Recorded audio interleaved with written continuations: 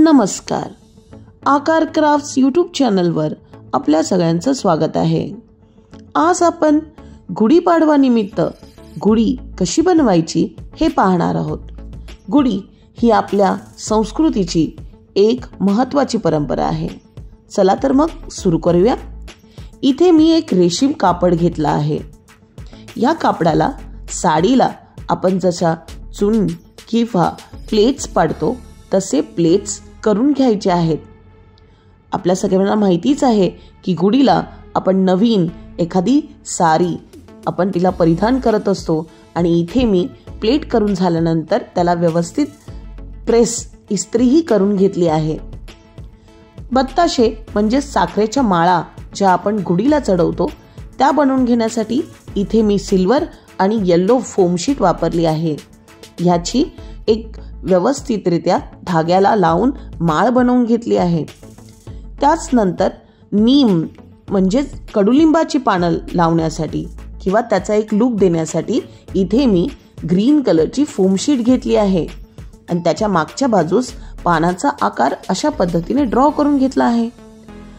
तो ड्रॉ करून झाल्यानंतर त्याला कट करून घ्यायचा आहे। अगदीच गुढीसारखी गुढी बनवायची आहे म्हणूनच इथे ब्राऊन कलरचा पेपरने त्याची काठीही बनवून घेतली आहे आणि त्याला सजावटही केली आहे। तुम्ही इथे पाहू शकता, त्यासाठी मी इथे गोल्डन टेपचा वापर केला आहे।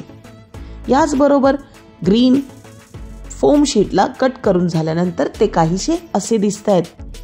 आता आपल्याला सर्व गोष्टी एकत्रितरित्या अरेंज करायच्या आहेत। जसं गुढीला आपण उभारतो की साडी लावून घेतल्यानंतर, आपली पानं लावून घेतल्यानंतर, साखरेच्या माळा लावून घेतल्यानंतर ज्या पद्धतीने आपण त्याच्यावर कलश चढवतो त्याच पद्धतीने व्हिडिओमध्ये दाखवल्याप्रमाणे आपल्याला छोटासा कलश ह्यावर चढवायचा आहे।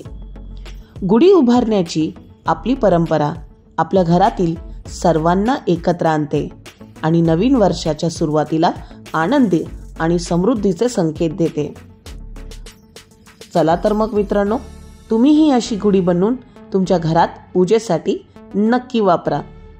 गुढी बनवण्याची ही सोपीशी पद्धत तुम्हाला कशी वाटली आम्हाला कमेंट बॉक्समधून नक्की कळवा।